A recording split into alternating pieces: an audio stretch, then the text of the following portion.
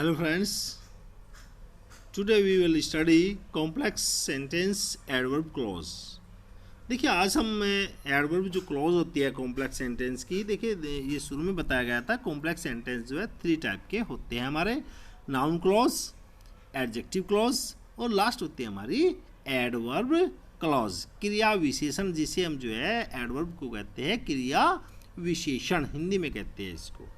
अब देखिए जो एडवर्ब क्लॉज होती है हमारी, यह एडवर्ब का कार्य करती है, अर्थात यह किसी वर्ब, एडजेक्टिव या अनदर एडवर्ब की विशेषता बताती है। देखिए इसमें समझने वाली यही हमारी डेफिनेशन होती है। जो एडवर्ब होती है हमारी, वो किसकी विशेषता बताएगी, हमारी किसी वर्ब की विशेषता बताएगी या एडजेक्टिव की, या दूसरी जो एडवर्ब होती है उसकी विशेषता बताती है।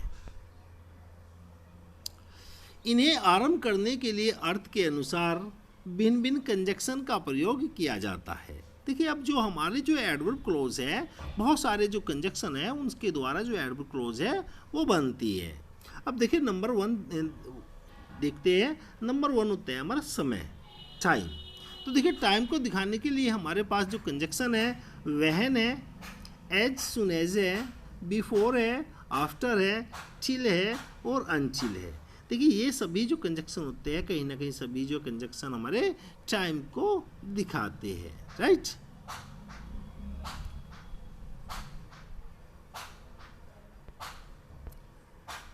हाँ, दूसरा देखिए स्थान। स्थान को, प्लेस को दिखाने के लिए हम वेयर का प्रयोग करते हैं। शर्त के लिए देखिए हम शर्त, कंडीशन के लिए इफ को और अनलेस का यूज करते हैं। कारण के लिए हम बिकॉज, एज और सिंस का प्रयोग करते हैं। उद्देश्य प्रकट करने के लिए सो दैट का प्रयोग करते हैं।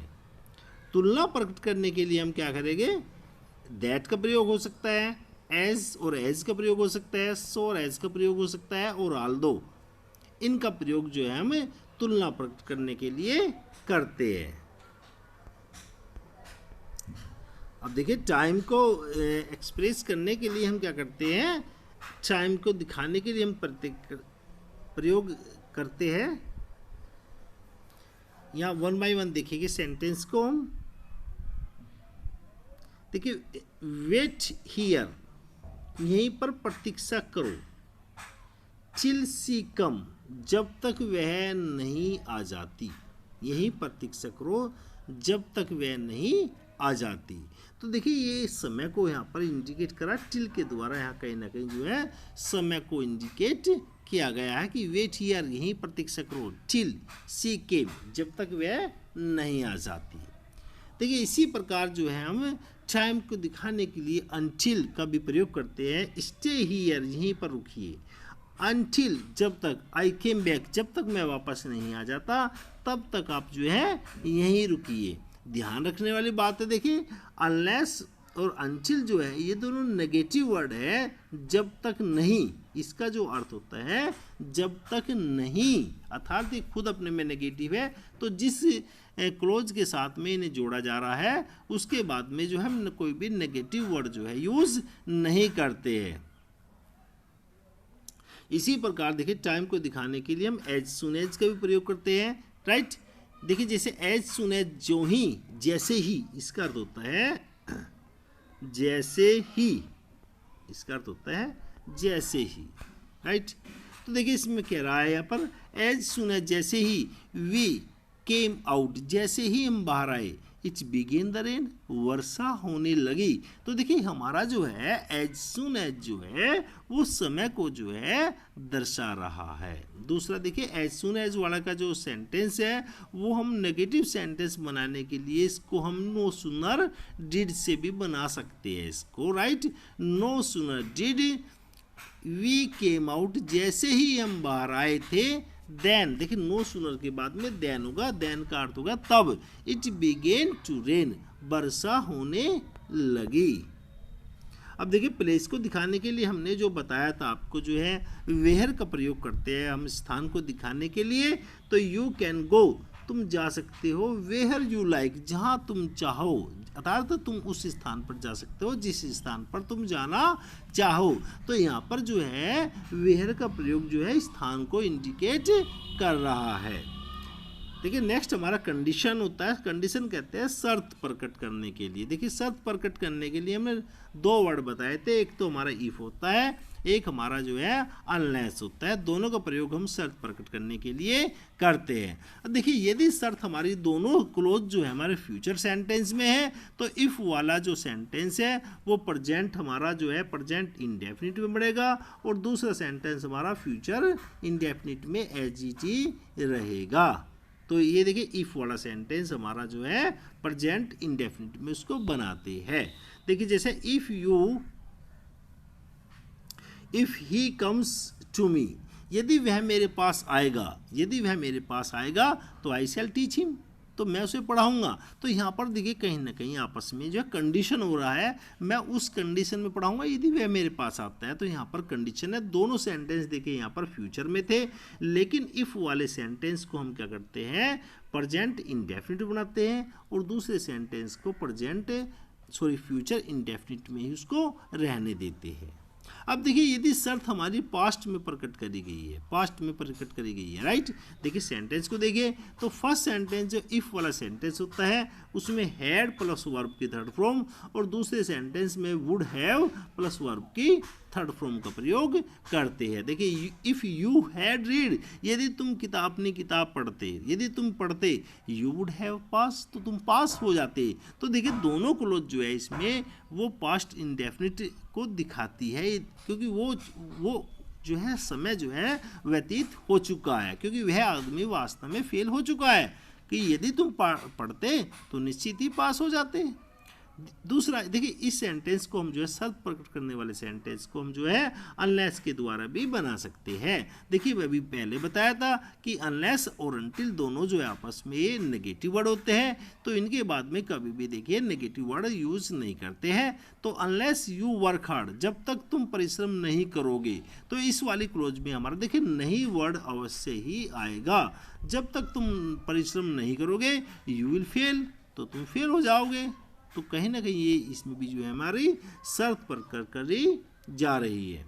कंट्रास्ट, देखिए कंट्रास्ट कहते हैं विरोध प्रकट करना, राइट, जहाँ पर विरोधाभास होता है किसी चीज़ का। तो ये कह रहा देखिए विरोधाभास में although he is rich, although यद्यपि वह मालदार है, ही इज नॉट हैप्पी, फिर भी वह खुश नहीं है। तो कहीं ना कहीं यहाँ पर जो है जस्ट इसका उल्टा हो रहा है, यहाँ पर विरोध हो रहा है। जबकि मालदार है तो उसे खुश होना चाहिए था, लेकिन वह फिर भी खुश नहीं है। 4 नंबर पे देखिए हमारा रीज़न। रीज़न कहते हैं कारण प्रकट करने के लिए। देखिए कारण प्रकट करने के लिए आप लोग जानते हैं हम क्या करते हैं, बिकॉज का सेंटेंस, बिकॉज कंजक्शन का यूज़ करते हैं। कारण प्रकट करने के लिए हम बिकॉज का यूज़ करते हैं। She will not go to school, वह स्कूल नहीं आएगी, बिकॉज क्योंकि सी इज इल, क्योंकि वह बीमार है। तो यहाँ पर जो है क्योंकि के लिए हमने क्या यूज़ करा है, क्योंकि, क्यों, ये तो सच है कि भगवान है देखिए यहाँ पर क्योंकि के लिए हमने क्या यूज करा है इसमें,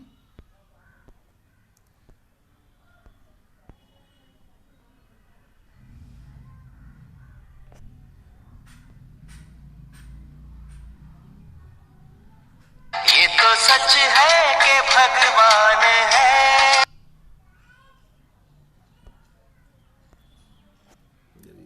काम करते हैं।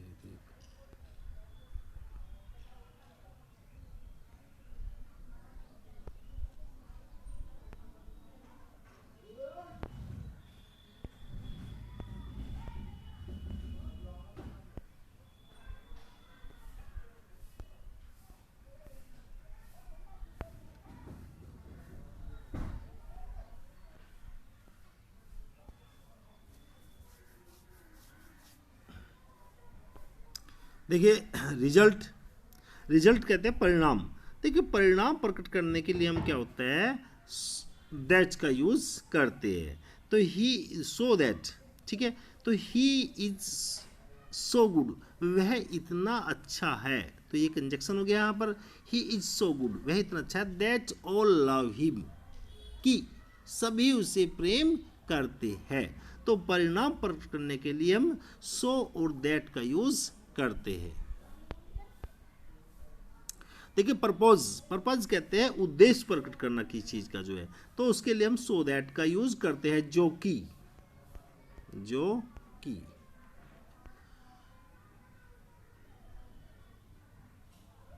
या ताकि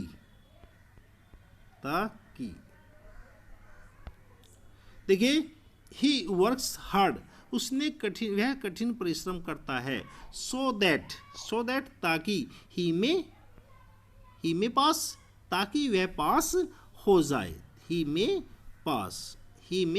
पास ताकि वह पास हो जाए। तो यहाँ पर सो दैट का जो यूज किया है वो ताकि के लिए यूज किया गया है।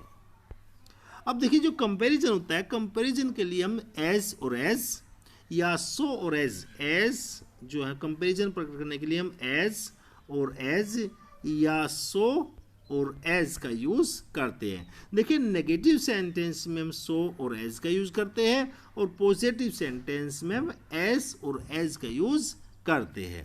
देखिए अब सेंटेंस देखिए नेगेटिव है कि I am not so fat, मैं इतना मोटा नहीं हूँ, एज यू जितने की तुम। तो इसमें देखिए आई की जो कंपैरिजन है वो यू से जो है करी जा रही है। देखिए नेक्स्ट है मैनर प्रकट करने के लिए हम एज का यूज करेंगे, राइट। देखिए यू मे डू, तुम कर सकते हो, एज यू लाइक जैसा कि, देखिए एज का प्रयोग है जैसा कि, इसका अर्थ हो गया जैसा कि तुम चाहो, जैसा तुम चाहो ऐसा तुम जो है कर सकते हो। नंबर 10 देखिए लिस्ट, देखिए लिस्ट एक ऐसा वर्ड है इसके साथ हमेशा शुड का यूज हमेशा किया जाता है, हमेशा इसके साथ में शुड का यूज होगा। लिस्ट एक ऐसा वर्ड हो गया जिसके साथ में हमेशा शुड का यूज होने ही होते हैं, राइट। देखिए वॉक स्लोली, धीरे चलियो, लिस्ट कहीं ऐसा ना हो कि, देखिए इसका अर्थ होता है कहीं ऐसा न हो कि, ऐसा न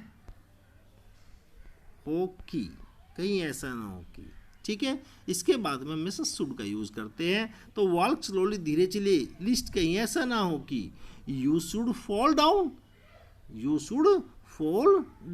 ऐसा ना हो कि तुम गिर जाओ।